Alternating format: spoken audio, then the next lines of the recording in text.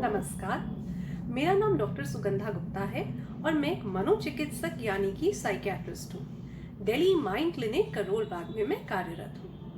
पिछले हफ्ते हमने आपसे बात की थी OCD ऑब्सेसिव कंपल्सिव डिसऑर्डर के बारे में कि किस तरीके से ये बीमारी हमारे आसपास के जीवन में बहुत कॉमन है, लेकिन सही जानकारी के अभाव में सही समय पर इलाज लेने से कई मरीज इससे वंचित रह जाते हैं और किस तरीके से वो अपने जीवन में कठिनाइयों का सामना करते हैं और किस तरीके से इस बीमारी का दुष्प्रभाव उनके घर वालों पर, उनके दिनचर्या पर भी पड़ता है।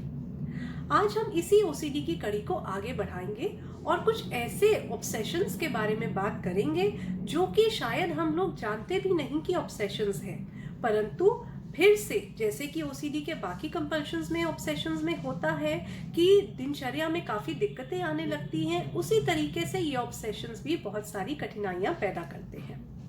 तो अक्सर जब हम OCD की बात करते हैं, हमारे दिमाग में आते हैं वो मरीज जो या तो बार बार हाथ धोते हैं, बहुत समय तक कपड़े बर्तन धोते हैं, या फिर वो मरीज जो कि बार बार कुंडी, ताले और पैसे चेक करते रहते हैं। परंतु जो ऑब्सेशंस इससे अलग हैं और जो OCD को और बीमारियों से भिन्न बनाते हैं, उनमें से कुछ इस प्रकार है।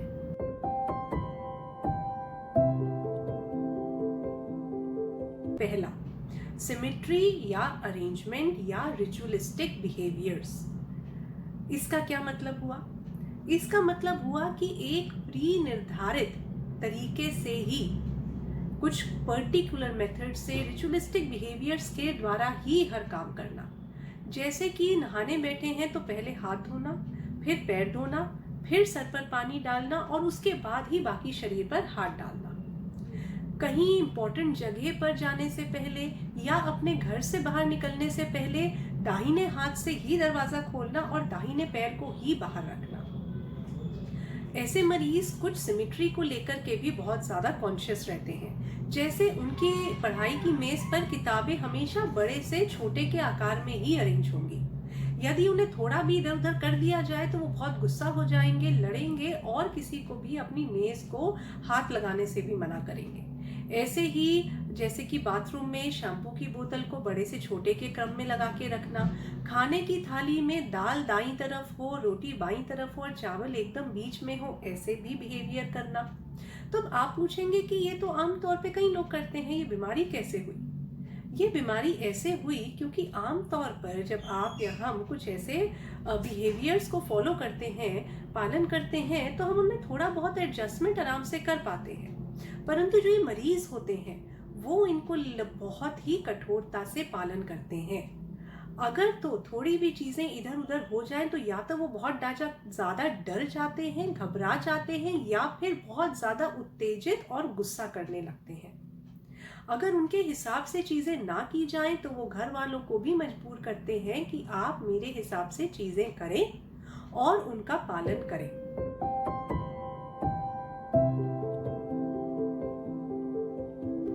इसी से जुड़ा हुआ लेकिन थोड़ा सा अलग होता है कि कुछ पर्टिकुलर कलर्स यानी कि कुछ रंगों से या कुछ अंकों से या कुछ नंबरों से बहुत ज्यादा कोई ऐसा लिंक बिठा लेना जो कि शायद बेबुनियाद है, परंतु उसका बहुत कठोरता से पालन करना। जैसे कि कुछ मरीज लाल रंग को खून का रंग मानकर अशुभ मान लेते हैं और उससे बहुत ज्यादा डरते हैं। उनके घर में ना आपको लाल चादर दिखेगी, ना लाल पर्दे, और उनकी अलमारी में तो लाल कपड़े बिल्कुल नहीं होंगे। कुछ लोग सफेद को मौत का रंग मानकर उससे डरने लगते हैं। ऐसे लोगों के सामने यदि कोई सफेद रंग पहने हुए व्यक्ति आ जाए तो वो तुरंत घर जाकर के नहाएंगे, धोएंगे और सारे कपड़ों का पालन करेंगे, बदल डालेंगे सारे कपड़ों को। कुछ अंकों का भी विशेष महत्व हो सकता है, जैसे कि हाथ को 6 बार ही धोने पर तसल्ली होना कि अब हाथ साफ हो गया है। पढ़ाई करते समय एक लाइन को, एक वाक्य को 6 बार ही पढ़ना, वरना मन में ये वहम आना कि हमने जो पढ़ा है हमें समझ नहीं आया या हमें याद नहीं रहेगा। कुछ और भी हो सकता है, जैसे कि कोई भी अच्छा काम करने से पहले समय को देखना और यदि समय के अंकों का जोड़ इवन यानी कि सम अंक आया तभी उस काम में आगे बढ़ना। अब मान लीजिए देखा कि 8:14 हुए हैं, तो इसका अंक क्या हुआ? 8 + 5 13 और 3 + 1 4। ये हुआ एक सम अंक। तो यदि घर से बाहर निकलना है तो हम इसी समय पर निकलेंगे। यदि मान लीजिए समय के अंकों का जोड़ विषम हुआ या ऑड हुआ तो बहुत ज़्यादा डर जाना, घबराना या फिर वो काम बिल्कुल ही अवॉइड कर देना। कभी कभी ना चाहते हुए भी यदि एक विषम अंक के जोड़ पर कोई काम कर दिया, मान लीजिए कोई फोन कॉल उठा लिया या कोई बिजनेस डीलिंग कर दी, तो बहुत ज्यादा डर जाना कि अब तो सब कुछ गलत होगा, खराब होगा, और बार बार उसको सोचकर परेशान होते रहना। अब आप खुद ये सोचें कि यदि कोई व्यक्ति बार बार एक काम को ना करे या अवॉइड करे या फिर उसे डिले करे तब तक जब तक कि वो उस समय के अंकों का जोड़ इवन या सम नहीं बना लेता, तब तक इसमें कितना समय जाया होगा, कितनी ऊर्जा जाया होगी और कितना नुकसान भी होगा। अक्सर हम लोग अखबार में से उस दिन का अपना लकी नंबर या लकी कलर देख करके फॉलो करने की कोशिश करते हैं, परंतु इसकी वजह से हम अपना कोई काम नहीं रोकते। यदि हम कभी ये ना देख पाए तो भी हमारी दिनचर्या आमतौर पर नॉर्मल ही चलती रहती है। लेकिन इन मरीजों के साथ में ऐसा नहीं होता है और यही बात इस लक्षण को एक बीमारी बनाती है।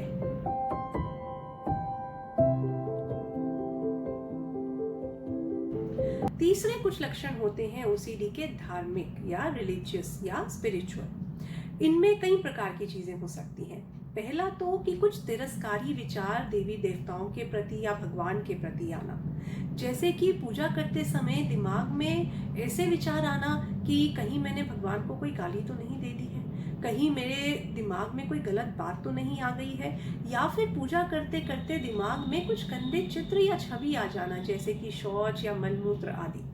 ऐसे विचार आने पर जो पूजा करता हुआ व्यक्ति है वह बहुत ज्यादा घबरा जाता है, डर जाता है और ये मान लेता है कि उससे कोई पाप हो गया है या गलती हो गई है और अब भगवान उसको इसकी सजा देंगे।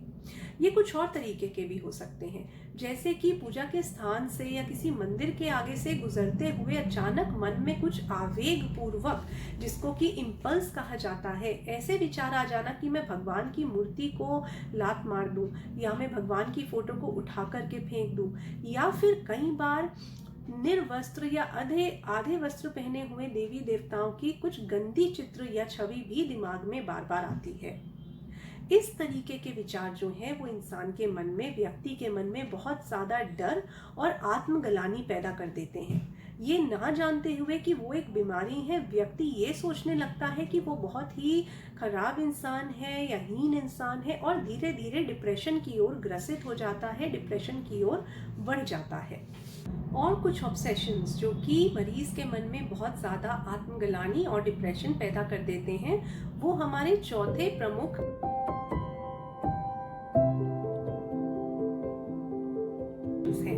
ये हैं कुछ सेक्सुअल ऑब्सेशंस। इसमें अक्सर मरीजों को अपने ही परिवारजनों के प्रति या दोस्तों के प्रति कुछ वासनापूर्वक विचार या चित्र आते हैं। ये उसको बहुत ज्यादा डरा देते हैं। ऐसे विचार देवी देवताओं के प्रति, छोटे बच्चों के प्रति भी हो सकते हैं। ज्यादातर तो ये विचार अपने से ऑपोजिट यानी कि दूसरे लिंग के लिए होते हैं, परंतु कभी कभी इस तरीके के विचार अपने ही लिंग यानी कि समलैंगिक दोस्तों, परिवारजनों के लिए भी आ सकते हैं।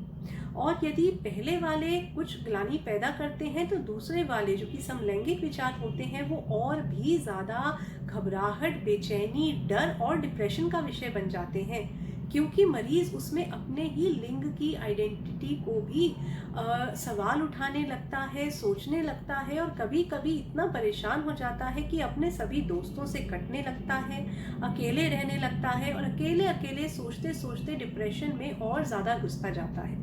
कभी कभी जानकारी का अभाव ना होने पर ऐसे मरीज अपने को नुकसान पहुंचाने की या कुछ सुसाइडल अटेम्प्ट करने की भी कोशिश कर सकते हैं।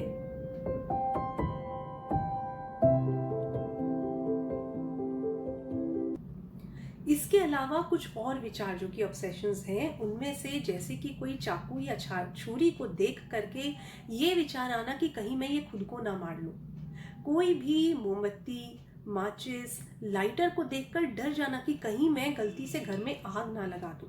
हालांकि इसकी कोई वजह नहीं होती, परंतु ये डर बेबुनियाद तरीके से और बेवजह उसके दिमाग में आते हैं और बार बार आते रहते हैं।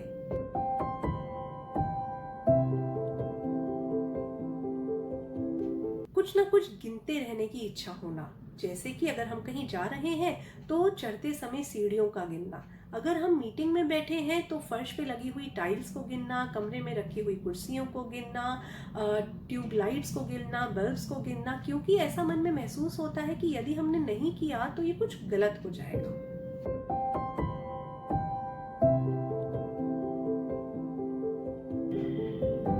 मीटिंग में बैठे बैठे कहीं मैं चिल्ला ना पड़ूं, कहीं मैं प्रेजेंटेशन देते समय कोई गाली ना बोल दूं, कहीं मैं अचानक कोई शर्मिंदा होने वाली हरकत ना कर दूं, जैसे कि सड़क पर चलते समय जोर जोर से चिल्लाने ना लगूं, कहीं मैं पागलों जैसी हरकत ना करने लगूं। इस तरीके के विचार, ऑब्सेशंस, भ्रम, वहम भी बार बार इस बीमारी में किसी किसी मरीज को आ सकते हैं और उसके ऊपर इतना हावी हो सकते हैं कि वो बहुत ज़्यादा घबराहट और डर में जीने लगे और अपनी रूटीन को, दिनचर्या को नॉर्मल तरीके से पालन ना कर सके। एक और विचार जो कि काफ़ी कॉमन है वो रहते हैं लेडीज़ के साथ, जब उनके मन में ये वहम बैठ जाता है कि मैं घर से बाहर जाते समय कभी ऐसा ना हो कि ठीक तरीके से कपड़े ना पहन के जा सकूं, कहीं मैं कपड़े पहने भूल जाऊं या बिना कपड़े पहने भूल से ही बाहर निकल जाऊं। इस तरीके के वहम या भ्रम भी बार बार ऐसे मरीजों के मन में आते रहते हैं। वो या तो बाहर जाना अवॉइड करते हैं या बाहर जाने से पहले अपने घर वालों से, हस्बैंड से, बच्चों से बार बार पूछते हैं कि मैंने कपड़े पहन तो लिए हैं, मैंने कपड़े ठीक से तो पहन लिए हैं। बाहर जाकर के वापस आ जाना इस डर से कि कहीं मैंने कपड़े गलत तो नहीं पहने। बार बार अपने कपड़ों को चेक करते रहना, शीशे में देखते रहना, पूछते रहना और परेशान होते रहना। बार बार समझाने पर भी तसल्ली ना होना कि नहीं उन्होंने कपड़े ठीक पहने हैं। ये भी ओसीडी का एक लक्षण है।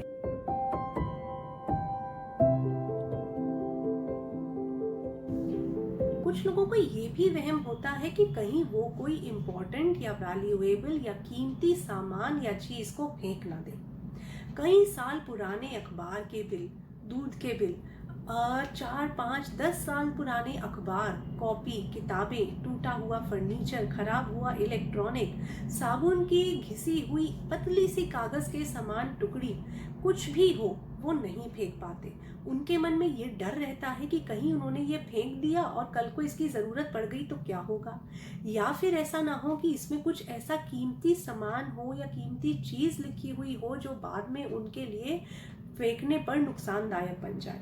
ऐसे लोगों के घरों में, मरीजों के घरों में कूड़ा इकट्ठा रहता है और धीरे धीरे समय बीतने पर कमरे में उनके लिए जगह नहीं रहती, बिस्तर पर उनके लिए जगह नहीं रहती, परंतु परिवारजनों के लाख बार समझाने पर भी वो ये सामान ना तो फेंक पाते हैं और ना ही नई चीज़ें घर में ला पाते हैं। इसको कहते हैं होर्डिंग ऑब्सेशंस।